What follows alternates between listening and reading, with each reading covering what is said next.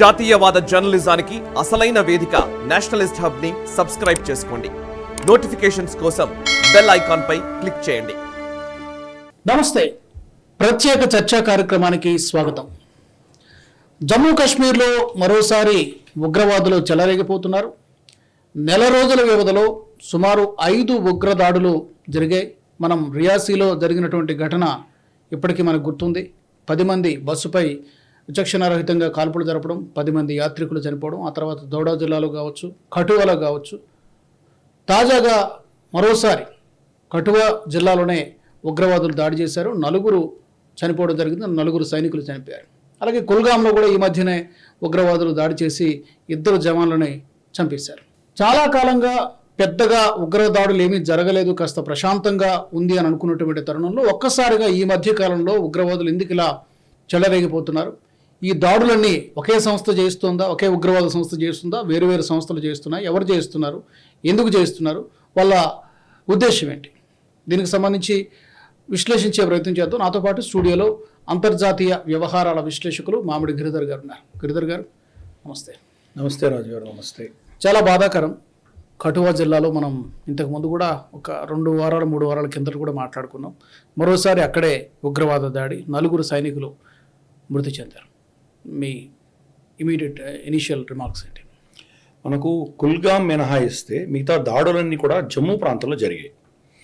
దోడాలో జరిగాయి, 2 కిష్ట్వర్లో జరిగాయి, కొన్ని వచ్చేసి మనకు రియాసీ కూడా మనకు జమ్మూ ప్రాంతందే. అలాగే పూంచ్ ఏరియాలో కూడా ఈ రీసెంట్ టైమ్స్లో మనం చాలా దాడులు జరిగినాయి అక్కడ. ఇన్ఫ్యాక్ట్ అక్కడ అడవులలో కొన్ని నెలల పాటు మన వాళ్ళు పోరాటం చేసి మన వాళ్ళు చాలామంది చనిపోయారు, మన సైనికులు. కాబట్టి జమ్మూ ప్రాంతంలో ఎక్కువ ఫోకస్ మనం చూస్తున్నాం. మనం అంటే జమ్మూ ప్రాంతంలో అంత ఉగ్రవాదం లేదు అని చెప్పి మన ఫోకస్ అంతా కూడా వ్యాలీలో ఉండడంతో, కాశ్మీర్ వ్యాలీలో ఉండడంతో ఇది సాఫ్ట్ టార్గెట్ దొరికి ఇక్కడ వాళ్ళు కొట్టడం మొదలుపెట్టారు. రెండవది కుల్గాంలో జరిగిన దాడి కూడా, అది కూడా ఒక విధమైనటువంటి ఇంటెలిజెన్స్ వర్గాలకు తెలిస్తే దాని ప్రకారం మనం వెళ్ళి యాక్ట్ చేసాం. తర్వాత ఇనీషియల్ బస్ట్ ఆఫ్ ఫైర్లో 2 చనిపోవడం జరిగింది. అది తర్వాత ఆఫ్ కోర్స్ 4 అక్కడ చంపేశాం మనము. ఉగ్రవాదులను చంపడం జరిగింది. వాళ్ళు ఒక కబోర్డ్లో, మామూలు కబోర్డ్ ఓపెన్ చేస్తే లోపల నుంచి వాళ్ళకు లోపల దాచిపెట్టుకోవడానికి ఒక సొరంగం లాంటిది పెట్టుకున్నారు. అంటే మరి హమాస్ చేస్తున్నటువంటి సొరంగాలు లాంటివి ఇక్కడ కూడా చేస్తున్నారా? ఇవన్నీ కూడా పెద్ద ప్రశ్నలు పుడుతున్నాయి. అంటే దీనికి పెద్ద ప్రశ్న ఏంటంటే ఇప్పుడు ఎందుకు అనేది ప్రశ్న. సరే, గతంలో చాలా జరిగినాయి, తగ్గాయి అనుకుంటున్నాం మనం. మరి అటువంటప్పుడు మళ్ళీ ఎందుకు మొదలయ్యాయని చూస్తే కనుక ఇది ఒక ప్యాటర్న్ అన్నది మనకు స్పష్టంగా ఏర్పడుతున్నది. జమ్మూ ప్రాంతంలో ఎక్కడైతే పెద్ద టెర్రరిస్ట్ బెడద లేదో, ఎక్కడైతే శాంతియుతంగా ఉన్నదో అక్కడ అటాక్స్ అన్ని ఎక్కువ జరుగుతున్నాయి. దీని వెనకాల ఎవరు ఉన్నారు అని కానీ మనం చూసామంటే తప్పకుండా దాడులు పాకిస్తాన్ ప్రేరేపితమే. పాకిస్తాన్ ఉన్నది, కానీ నిజంగా పాకిస్తాన్ చేయిస్తున్నదా లేదా పాకిస్తాన్ వెనకాల ఏదైనా హస్తం ఉన్నదా, ఇది కూడా మనం గమనించాలి.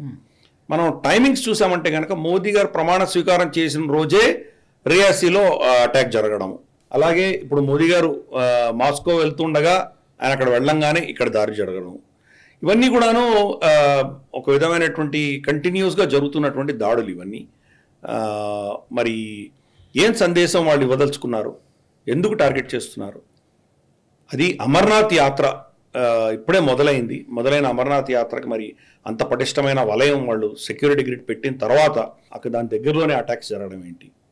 ఇవన్నీ కూడా పెద్ద ప్రశ్నలు. మన ఇంటెలిజెన్స్ వర్గాలు, మన ఆర్మీ, సైన్యం ఇవంతా కూడా దానికి సమాధానం చెప్పాలి. ఇమ్మీడియట్గా ఇదేదో వీళ్ళు ఇంటెలిజెన్స్ ఫెయిల్యూర్ అయింది అని చెప్పడం చాలా తప్పు. ఎందుకంటే అంబుష్, ఎక్కడో చెట్టు వెనకాల దాచుకుని వచ్చి వాళ్ళు ముందర ఫైర్ చేశారంటే ఫస్ట్ బుల్లెట్లు తగనగానే మనుషులు చనిపోతారు. తర్వాత మనం రిటాలియేట్ చేసామంటే కనుక వాళ్ళని తప్పకుండా ఎలిమినేట్ చేయగలం మనం. కానీ ఫస్ట్ అటాక్లో వాడికి ఫస్ట్ అడ్వాంటేజ్ ఉంటుంది కాబట్టి అప్పుడు తగిలితే కనుక చనిపోయేటువంటి ప్రమాదం తప్పకుండా ఉంది. కాబట్టి దీన్ని ఏదో ఇంటెలిజెన్స్ ఫెయిల్యూర్ అని కొట్టి పడేయకూడదు. ఇంటెలిజెన్స్ చాలా పక్కడ్బందీగా ఉంది కాబట్టి ఎన్నో మనం నివారించగలుగుతున్నాం, అడ్డుకోగలుగుతున్నాం. కాకపోతే వాళ్ళు దాన్ని ఏం చేస్తున్నారంటే వాళ్ళు మన ఇంటెలిజెన్స్ చేతికి చిక్కకుండా వాళ్ళు చేసే ప్రయత్నాలు వాళ్ళు చేస్తున్నారు. మీరు ఎంత వాళ్ళ మీద నిఘా వేసి ఉంచుతారో వాళ్ళు కూడా మన మీద అంతే నిఘా వేసి ఉంచారు. కాబట్టి ఎలా తప్పించుకోవాలి, ఎలా తప్పించుకొని దాడి చేయాలి అన్న దాంట్లో వాళ్ళు కూడా దాన్ని సీరియస్గా ఆలోచన చేస్తున్నారు. కాబట్టి ఎక్కడో మనం మళ్ళీ దెబ్బతిన్నాం. అది ఇంటెలిజెన్స్ ఫెయిల్యూర్ అని చెప్పడం చాలా సునాయాసంగా చెప్పచ్చు. మన ఇంటెలిజెన్స్ చాలా పటిష్టమైనటువంటి ఇంటెలిజెన్స్, కాబట్టి దాన్ని అలా విశ్లేషించాలి, తప్పది. ఇది దారుణమైనటువంటి పరిస్థితి. ఏదో ఒక మేజర్ సందేశం వాళ్ళు ఇస్తున్నారు. అంటే ఈసారి ప్రభుత్వం 240 సీట్లే బీజేపీకి వచ్చాయి, వీళ్ళకి కంప్లీట్గా మెజారిటీ లేదు, కాబట్టి బహుశా వీళ్ళు పాకిస్తాన్ మీద పెద్ద చర్య తీసుకోవడానికి అంత శక్తి లేదేమో అని ఒక ఆలోచన ఉండవచ్చు వాళ్ళకి. వాళ్ళ మిత్రపక్ష పార్టీలు ఏవైతే ఉన్నాయో అవి పెద్దగా ఎస్కలేట్ చేసి ఎకానమీ మీద దెబ్బ తగలకుండా వాళ్ళు ఏదో బహుశా వీళ్ళ మీద ఒత్తిడి తీసుకొస్తారని ఒక భావజాలం ఉండొచ్చేమో వాళ్ళకి, లేదా టెస్ట్ చేస్తుండొచ్చు. మరి వీళ్ళు బలం తగ్గింది కదా, గతంలో లాగే బాలకోట్లో లాగానే మళ్ళీ ఇక్కడ కూడా వీళ్ళు ఏమైనా మళ్ళీ రిటాలియేట్ చేస్తారని చెక్ చేస్తుండొచ్చు. ఎన్నో కారణాలు ఉంటాయి దీనికి అన్నిటి కూడా. డీకోడ్ చేయాలి. ఎందుకంటే అటాక్ జరగంగానే మనకు అన్నీ తెలిసిపోతాయి అనుకోవడం చాలా తప్పది. కొంతకాలం సమయం పడుతుంది, అది మెల్లిమెల్లిగా తెలుస్తుంది. ఇది ఎందుకు చేశారో, దీని టార్గెట్ ఎందుకు చేశారో, ఏ కారణం వల్ల చేశారు, ఎవరు దీన్ని ప్రేరేపించారు, ఎవరు దీనికి వెనకాలండి వీళ్లకు లాజిస్టిక్ సపోర్ట్ కానీ లేదా ఐడియాలజికల్ సపోర్ట్ కానీ ధన సహాయం కానీ ఇవన్నీ ఎవరు చేశారు, ఇవన్నీ కూడా క్రమేపీ తెలుస్తాయి. కానీ మనకు ప్యాటర్న్ మాత్రం చాలా స్పష్టంగా కనిపిస్తున్నది. సాఫ్ట్ టార్గెట్స్ అయినటువంటి మన హిందూ మెజారిటీ ఉన్నటువంటి జమ్మూ ప్రాంతంలోనే జరుగుతున్నాయి ఇవి. కాశ్మీర్లో ఏదో కుల్గాం మినహాయిస్తే కనుక అక్కడ ఏం పెద్ద దాడులు జరగలేదు. ఓకే, అయితే మనం మొదట్లోనే చెప్పుకున్నట్టుగా ఒక నెల రోజుల వ్యవధిలో 5-6 ఇన్సిడెంట్లు, చిన్న పెద్ద ఇన్సిడెంట్లు, బట్ క్యాజువాలిటీస్ జరిగాయి, కొంతమంది గాయపడడం కూడా జరిగింది. మీరు అన్న ఈ ప్యాటర్న్ ఏదైతే ఉందో మనం గమనిస్తే ఒకటే ఉగ్రవాద సంస్థ ఇవన్నీ చేస్తుందా, లేకపోతే ఇందులో కూడా వేరు ఇప్పుడు మనకి తరచూ వినబడేటువంటి పేర్లు జైషే మొహమ్మద్, లష్కర్ ఏ తోయిబా ఇలాంటి పేర్లు మనకి జనరల్గా వినబడి ఇంకా చాలా ఉన్నాయి. ఒకటే సంస్థ చేస్తుందా లేకపోతే వేరు సంస్థలు చేస్తున్నాయి అనుకోవచ్చు? అంటే ఇంతవరకు ఎవరు క్లెయిమ్ చేయలేదు, కానీ ప్యాటర్న్ చూస్తే కనుక ఆల్మోస్ట్ అందరూ అదే ప్యాటర్న్లో ఉంటారు. ఎందుకంటే ఆత్మాహుతి దాడి వాళ్ళు అటాక్ చేసేదే ఆర్మీ కాన్వాయ్స్ మీద, ఆర్మీ పర్సనల్ మీద వీళ్ళు చేస్తారు. ఒక రియాసీ అటాక్ తప్ప, అక్కడ యాత్రికుల మీద దాడి జరిగింది అది తప్ప, బస్సు మిగతావన్నీ కూడా ఆర్మీ క్యాంటన్మెంట్ మీదనో వాళ్ళ బస్సుల మీదనో వాళ్ళ కాన్వాయ్స్ మీదనో దాడులు జరిగాయి. ఒక్క దాడి మాత్రం ఒక గ్రామానికి వెళ్ళి వీళ్ళు నీళ్లు అడిగి అక్కడ ఏదో వీళ్ళు అనుమానాస్పదంగా వెళ్తుంటే వాళ్ళు అక్కడ ప్రజలు వాళ్ళని ఎదుర్కొంటే వాళ్ళ మీద దాడులు చేశారు. అటువంటి మినహాయిస్తే జనరలీ ఆర్మీ పారామిలిటరీ ఫోర్సెస్ వీళ్ళ మీదే దాడులు జరుగుతాయి. దీన్ని మరి ఎవరు చేయిస్తున్నారు అంటే కనుక ఇది ఎవరు చేయించినా ఏదో పేరు తగిలిస్తారు దానికి. బట్ ప్రేరణ అన్నది వీళ్ళకి ఐఎస్ఐ నుంచే వస్తుంది. ఐఎస్ఐ పాకిస్తానీ డీప్ స్టేట్ వాళ్ళే చేయిస్తారు ఇవన్నీ కూడాను. వాళ్ళకి అప్పటికి ఏదనిపిస్తే అది పెడతారు. ఫర్ ఇన్స్టెన్స్ జైషే మహమ్మద్ కానీ లష్కర్ ఏ తైబా కానీ పేరు పెట్టట్లేదు ఇప్పుడు. వాళ్ళ పేర్లు పెడితే కనుక మళ్ళీ ఇమ్మీడియట్గా ఫటఫ్ ఫైనాన్షియల్ యాక్షన్ టాస్క్ ఫోర్స్ వాళ్ళ దృష్టికి వస్తుంది. దృష్టికి వస్తే కనుక పాకిస్తాన్ మళ్ళీ గ్రే లిస్ట్కి వెళ్ళేటువంటి ప్రమాదం ఉన్నది. కాబట్టి దాన్ని తప్పించుకోవడానికి కోసం ఏదో లోకల్ ఆర్గనైజేషన్ పేరు చెప్తారు. జమ్మూ కాశ్మీర్లోనే ఉండేటువంటి ఒక ఆర్గనైజేషన్ పేరు అది చెప్తారు వాళ్ళు. ఇదేదో లోకల్గా వాళ్ళు స్వతంత్రం కోసం పోరాటం చేస్తున్నారు, ఇది ఒక ఫ్రీడమ్ స్ట్రగుల్ అని చెప్పి దాన్ని చిత్రీకరించే ప్రయత్నం. కమాండ్ ఎక్కడి నుంచి వస్తుంది, చేసింది ఎవరో ఉంటారు, చెప్పే పేరు ఇంకోటి ఉండదు, వేరే ఉంటుంది. అంత కూడా ఛేదించడం కష్టమే. కరెక్ట్, చాలా కష్టం. ఎందుకంటే మనకు ఈవెన్ పాకిస్తాన్లో జరిగిన దాడులు కూడా భారత వ్యతిరేకమైన శక్తులు కొంతమంది మీద దాడి జరిగితే, సింధ్లో జరిగితే కనుక సింధ్ లిబరేషన్ ఆర్మీ అని చెప్పి ఒకడెవరో క్లెయిమ్ చేశారు. అసలు సింధ్ లిబరేషన్ ఆర్మీ ఎప్పుడో మన పేరు కూడా వినుండరు. వాళ్లకు పెద్ద అస్త్రశస్త్రాలు వాడి ఎవరినో చంపిన దాఖలాలు ఏం లేవు, అయినా వాళ్ళు క్లెయిమ్ చేశారు.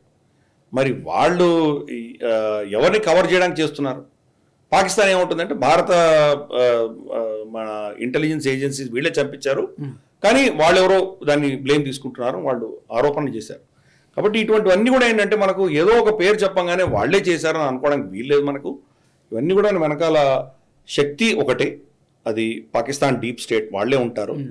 ఆ సమయానుసారంగా వాళ్ళు ఏదో ఈ అటాక్ని పలానా తంజీంకి అంటగడదాం, ఇది దీనికి అంటగడదాం అని వాళ్ళు నిర్ణయిస్తారు.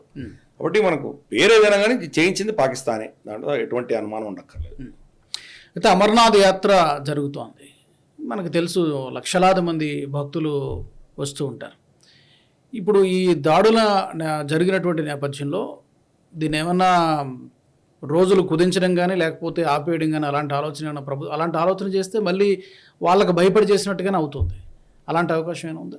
చెప్పలేము, మనం ఏం రూల్ అవుట్ చేయలేము. ఎందుకంటే ఇప్పుడు కట్వాలో జరిగింది ఇది, కఠువా ఆఫ్ కోర్స్ అమర్నాథ్ యాత్రకు దూరంగా ఉన్నది, ఎందుకంటే అమర్నాథ్ యాత్ర వ్యాలీ లోపల ఉన్నది, కాశ్మీర్ వ్యాలీ లోపల ఉన్నది, ఇది జమ్మూ సైడ్ ఉన్నది. కాకపోతే కఠువా నుంచి మనకు బదర్వా నుంచి కిష్ట్వర్ నుంచి మళ్ళీ పహల్గాం వెళ్ళేటువంటి దారి కూడా ఉన్నది.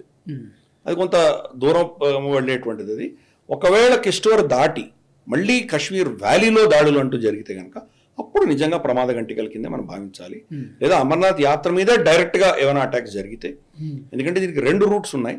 ఒకటి మనకు జమ్మూ నుంచి వచ్చేది పహల్గాం గుండా వెళ్ళేటువంటి రూట్ ఒకటి, ఇంకోటి శ్రీనగర్ నుంచి వెళ్తే కనుక శ్రీనగర్ నుంచి మనకు సోన్మార్గ్ దగ్గర నుంచి బాల్తల్ అన్నటువంటి ఇంకో 2వ రూట్ ఉంటుంది. 2 రూట్స్ ఉంటాయి.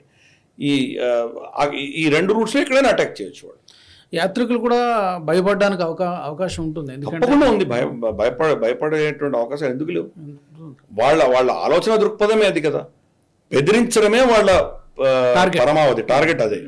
ఎందుకంటే ఎక్కడో సాఫ్ట్ టార్గెట్ని కొడితే మిగతా అందరూ భయపడతారు అన్నది వాళ్ళ టార్గెట్. అమర్నాథ్ యాత్రని డిస్టర్బ్ చేయడం ఒకటి వాళ్ళ సిన్సియర్ టార్గెట్ ఉన్నది. ప్లస్ ప్రభుత్వం ఈసారి చాలా క్షీణించింది, వాళ్ళ బలం తగ్గింది అనేటువంటి ధైర్యం కూడా వాళ్ళు వచ్చి ఉండొచ్చు. మూడవది, ఇట్లా చేయించడానికి బహుశా వాళ్ళకు ఏదో ప్రేరణ ఉంటుంది. పాకిస్తాన్ నిజంగా చేసిందా అంటే కనుక, వాళ్ళు చేస్తే కనుక వాళ్ళు మళ్ళీ ఫటఫ్లో వెళ్ళేటువంటి ప్రమాదం ఉంది. కాబట్టి అవి వెళ్లకుండా వాళ్ళని రక్షించే శక్తులు ఏమున్నాయి, వాళ్లకు ఒకవేళ వెళ్ళినా కానీ కూడా ఏం ఇబ్బంది లేదులే మేము చూసుకుంటామన్న శక్తులు ఎవరు, వాళ్ళని ఎవరు ఫండింగ్ ఇచ్చి చేయిస్తున్నారు, ఇవి అబ్జర్వ్ చేయాలి. తప్పకుండా ఇవి మనం చూస్తే కనుక దీంట్లో ఎవరైనా ఇన్వాల్వ్ అయి ఉండొచ్చు, మనకు చెప్పలేం. సిఐఏ ఇన్వాల్వ్ అయి ఉండొచ్చు, లేదా చైనీస్ ఇంటెలిజెన్స్ ఇన్వాల్వ్ అయి ఉండొచ్చు. చైనా దాంట్లో బహుశా దాంట్లో వాళ్ళు ఏదో నిర్ణయం తీసుకొని ఉండొచ్చు. కాకపోతే వాటికి ఆధారాలను చూపించడం చాలా కష్టం. సిఐఏ ఇన్వాల్వ్ అయినా, లేదంటే మీరు అడిగినట్టు చైనా ఇన్వాల్వ్ అయినా డైరెక్ట్గా వాళ్ళు ఇన్వాల్వ్ కారు కదా. కరెక్ట్, వాళ్ళు డైరెక్ట్గా ఇన్వాల్వ్ అవ్వరు. అక్కడి నుంచి కనెక్షన్లు మాకేం దొరకవు. ఏం దొరికినా కానీ కూడా పాకిస్తాన్ ఐఎస్ఐనే చేసింది అన్నదే మనకు బయటపడుతుంది. కానీ పాకిస్తాన్ ఐఎస్ఐకి ఎవరు చెప్పారు అన్నది ఎవరు చెప్పాలి మనకు? అది ప్రూవ్ చేయలేం. పాకిస్తాన్ ముందు ఎలాగో ముద్ర ఉంది కాబట్టి ఇంకా వాళ్ళు కొత్తగా వేసుకునేది ఏం లేదు. కరెక్ట్, అందుకని అది అలాగే ఉంటుంది కాబట్టి అలా చేయించుండొచ్చు. పాకిస్తాన్ వాడుకుని ఏదో శక్తులు చేయిస్తున్నాయి. మోస్ట్ లైక్లీ చైనా హస్తం ఉండి ఉండొచ్చు దీంట్లో, లేదా సిఐఏ కూడా కావచ్చు. సిఐఏ కూడా మనం రూల్ అవుట్ చేయలేం. కానీ సిఐఏ టెర్రరిస్ట్ యాక్టివిటీ దాకా వాళ్ళు ఫండింగ్ చేస్తారని నేను అనుకోను. మనల్ని ఏదో విధంగా ఇబ్బంది పెట్టే ప్రయత్నాలు అయితే వాళ్ళు చేస్తుంటారు. ఫర్ ఇన్స్టెన్స్ యాంటోనీ బ్లింకెన్ మనకు మతతత్వపు విషయాల్లో మనకేదో చాలా అసహిష్ణుత, ఇంటాలరెన్స్ పెరిగిపోయింది అంటూ స్టేట్మెంట్ ఇచ్చాడు. అలాగే మన గుర్పట్వంత్ సింగ్ పన్నూకి సంబంధించి నిఖిల్ గుప్తాని ఎక్స్ట్రాడేట్ చేసి ఏదో ఇబ్బంది పెట్టే ప్రయత్నం చేస్తున్నారు. ఇటువంటివి ఏదో మనకు చేస్తారు, కానీ డైరెక్ట్గా టెర్రరిస్టులకి వాళ్ళు ఫండింగ్ ఇస్తారని నేను అనుకోను. కాకపోతే పాకిస్తాన్కి వాళ్ళు చెప్పొచ్చు, కొంచెం భారతదేశాన్ని కొంత ఇబ్బంది పెట్టు ఏదో అని చెప్పుండొచ్చు వాళ్ళకి అవసరం అలా అనిపిస్తే కనుక. మోదీ గారిని ఎట్టి పరిస్థితుల్లో అవమానించాలి అన్నటువంటి శక్తులు చాలా ఉన్నాయి ప్రపంచంలో, వాళ్ళు ఎవరైనా చేసి ఉండొచ్చు. కాబట్టి ఇవన్నీ కూడా ఏంటంటే మనం కొంతకాలం అయిన తర్వాత కానీ దీని యొక్క విశ్లేషణ చెప్పలేము. మనం ప్యాటర్న్ అయితే అర్థమవుతున్నది. ప్యాటర్న్లో మనకు తెలుస్తోంది ఏంటంటే చేయిస్తోంది పాకిస్తాన్, అది స్పష్టంగా అర్థమవుతుంది. కానీ పాకిస్తాన్కి చేయించేటువంటి శక్తి ఈరోజు లేదు. అంటే శక్తి అంటే చేయగలరు, అందుకనే చేస్తున్నారు. ఆర్థికంగా శక్తి లేకపోవచ్చు, అది చేస్తే దానివల్ల వచ్చే రిస్క్స్ వాళ్ళు బాగా తెలిసినా వాళ్ళు చేస్తున్నారంటే కనుక వాళ్లకు ఆ ధైర్యం ఇచ్చిన శక్తులు ఏవో ఉన్నాయని మాత్రం స్పష్టంగా అర్థమవుతుంది. అయితే మనకి ఎన్నికల సంఘం చెప్పింది, అమిత్ షా గారు చెప్పారు, అమర్నాథ్ యాత్ర తర్వాత జమ్మూ కాశ్మీర్లో అసెంబ్లీ ఎన్నికలు నిర్వహించడానికి సిద్ధమవుతున్నట్టు పార్టీలు సమాయత్తం అవుతున్నాయి, ఎన్నికల సంఘం కూడా సమాయత్తం అవుతుంది. బహుశా జరగవచ్చేమో. ఆ ఎన్నికలు జరగకుండా ఆపడానికి కూడా, ఒక ఎన్నికలు జరిగితే వాళ్ళకి ఏమైనా నష్టం ఉందా? నెంబర్ 1. ఎన్నికలు జరగకుండా ఆపడానికి ఏమైనా కుట్ర జరుగుతుందా? ఉండొచ్చు, దాన్ని రూల్ అవుట్ చేయలేము. ఎందుకంటే జరిగినటువంటి సార్వత్రిక ఎన్నికలలో చాలా పెద్ద సంఖ్యలో వీళ్ళు పెద్ద ఎత్తున వచ్చి వాడు ఓటింగ్ పర్సంటేజ్ పెరిగింది. శ్రీనగర్లో కానీ, బారాముల్లా కానీ, రామారామి 30-35 సంవత్సరాల్లో ఎప్పుడూ లేనన్ని ఓట్లు పడ్డాయి, హైయెస్ట్. సో కాబట్టి మళ్ళీ వాళ్ళని బెదిరించి ఓట్లు వేయకుండా ఆపేటువంటి ప్రయత్నం కూడా తప్పకుండా చేస్తుండొచ్చు వాళ్ళు. రెండవది, ఇటువంటి దాడులు జరిగితే కనుక మళ్ళీ భారత ప్రభుత్వం కూడా అక్కడ ఎన్నికలు నిర్వహించాలా వద్దా అని మళ్ళీ పునర్సమీక్షించుకోవచ్చు. ఒకవేళ అక్కడ ఎన్నికలు జరపకపోతే మళ్ళీ వెళ్ళి చూడు, ఇక్కడ డెమోక్రసీ చంపేశారు, వాళ్ళ మానవ హక్కులు లేవు, వాళ్ళ ప్రభుత్వాన్ని ఎన్నుకునే హక్కులు ధరించారు, ఇటువంటివి మళ్ళీ వాళ్ళు ఏదో వెళ్ళి గొడవ పెట్టచ్చు. కాబట్టి ఇవన్నీ చాలా ఇంట్రికేట్గా ఉంటాయి వీళ్ళ ఆలోచనలన్నీ. మన ఇంటెలిజెన్స్ వర్గాలు దీని మీద పనిచేస్తున్నాయి. మనకు రాబోయే కొన్ని రోజుల్లో దీని యొక్క డీటెయిల్స్ మనకు తెలుస్తాయి. ప్యాటర్న్స్ మనకు అబ్జర్వ్ చేస్తున్నాం కాబట్టి బహుశా ఇది దేనిని ఉద్దేశించి చేస్తున్నారు అన్నది మనకు ఇంకా కొంత సమయం పడుతుంది తెలియాలంటే. బట్ ఇవన్నీ రూల్ అవుట్ చేయలేం, ఏది రూల్ అవుట్ చేయలేం మనము. తప్పకుండా ఎలక్షన్ని ప్రభావితం చేసే దిశగానే ఇవన్నీ చేస్తున్నారు. ఎలక్షన్లు ఆపడము, లేదా ఎలక్షన్లో ఓటింగ్ పర్సంటేజ్ తగ్గించడము, లేదా ఇప్పుడు ఎలక్షన్లు పెట్టకండి అని చెప్పి ప్రభుత్వానికి బెదిరించడము, ఇవన్నీ కూడా పాసిబుల్. అయితే మీరు అన్నట్టు చాలా సంక్లిష్టమైనటువంటి విషయం కాబట్టి కారణం ఇది అని ఖచ్చితంగా ఇప్పటికిప్పుడు ఒక నిర్ణయానికి రాలేం కాబట్టి ఇటెల్నా ఇప్పుడు ముందు వెళ్తే నువ్వు వెనక్కి వెళ్తే గొయ్యి అన్నట్టుగా ఉంది భారత ప్రభుత్వం. ఇప్పుడు ఎన్నికలు నిర్వహిస్తే ఒక విధమైనటువంటి ఇబ్బంది ఉంటుంది, నిర్వహించకపోతే మరో రకమైన విమర్శలు తీసుకోవడానికి కూడా సిద్ధంగా ఉండాలి. సో భారత ప్రభుత్వం రియాక్షన్, కౌంటర్ అటాక్ ఎలా ఉండేటువంటి అవకాశం ఉంది? అంటే ఇప్పుడు భారత ప్రభుత్వం గతంలో పుల్వామా అటాక్ జరిగినప్పుడు కానీ, లేదా బాలాకోట్ల వెళ్ళి కొట్టొచ్చినప్పుడు విషయం కానీ, ఊడి అటాక్ అయినప్పుడు సర్జికల్ స్ట్రైక్స్ కానీ, అటువంటి బహుశా చేయకపోవచ్చు. ఈసారి మనం ఏం చేసామంటే పాకిస్తాన్ లోపలే ఉన్నటువంటి ఈ శక్తులను వేరేస్తున్నాం మనం. కాబట్టి మన అప్రోచ్ ఇప్పుడు వేరేలాగా ఉన్నది. ఇప్పుడు ఈ దాడి జరిగింది కాబట్టి బహుశా అక్కడ ఏదో పెద్ద మేజర్ బిగ్ టికెట్ టెర్రరిస్ట్ మనం టార్గెట్ చేసేటువంటి అవకాశాలు లేకపోలేదు.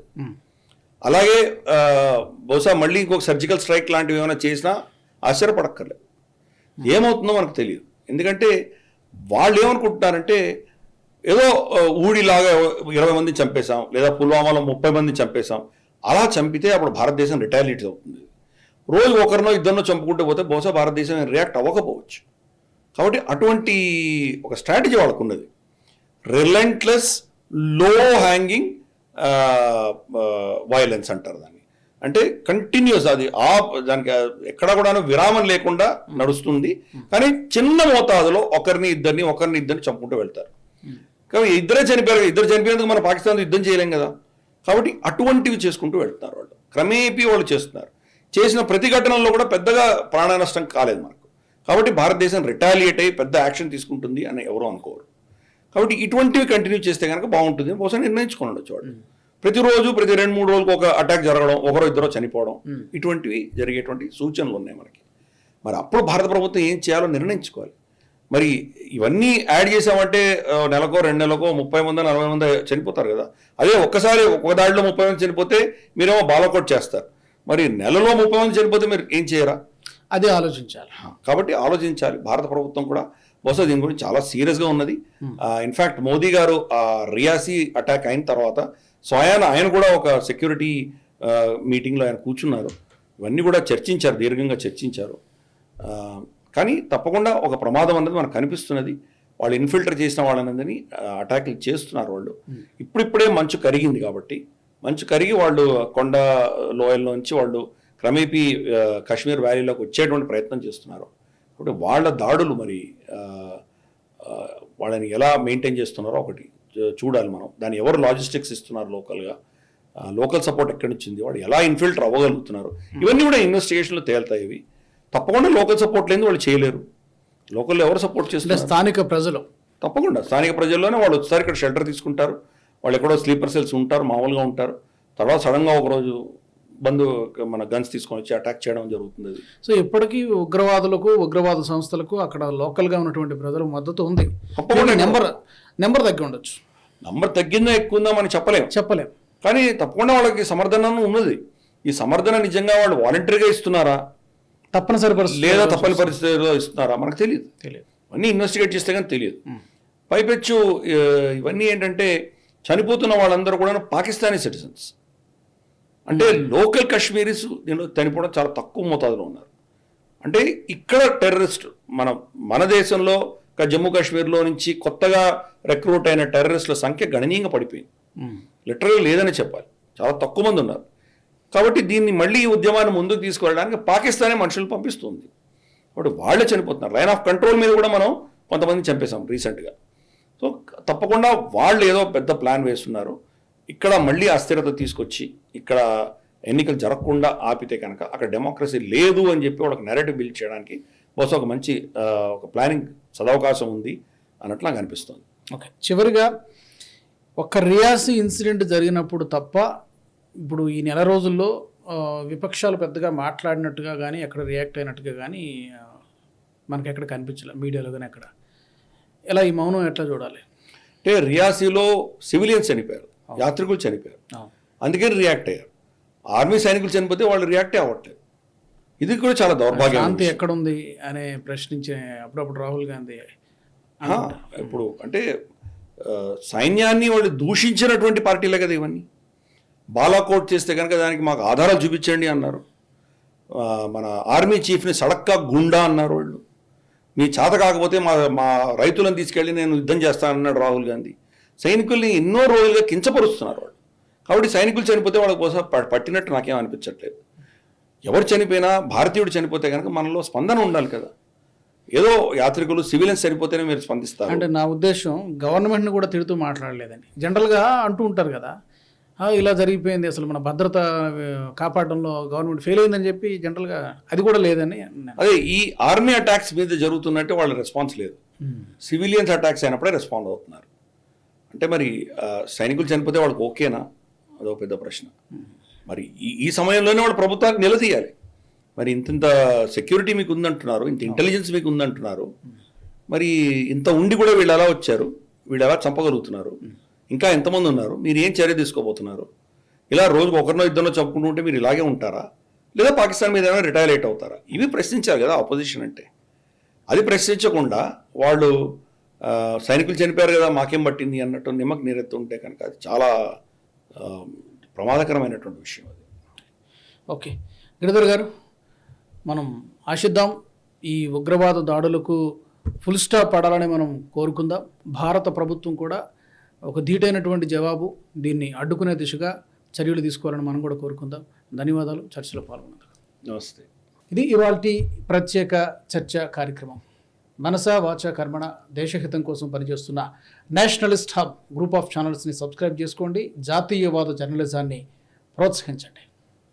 ఈ వీడియో మీకు నచ్చినట్టయితే లైక్ చేయండి, 10 మందికి షేర్ చేయండి. అలాగే కామెంట్ల రూపంలో మీ అభిప్రాయాలను మాతో పంచుకోండి. Nationalist hub group of channels ను సబ్స్క్రైబ్ చేసుకుని తెలుగునాట జాతీయవాద జర్నలిజాన్ని ప్రోత్సహించండి. ఈ వీడియో కింద ఉన్న బెల్ ఐకాన్ పై క్లిక్ చేయడం మర్చిపోవద్దు.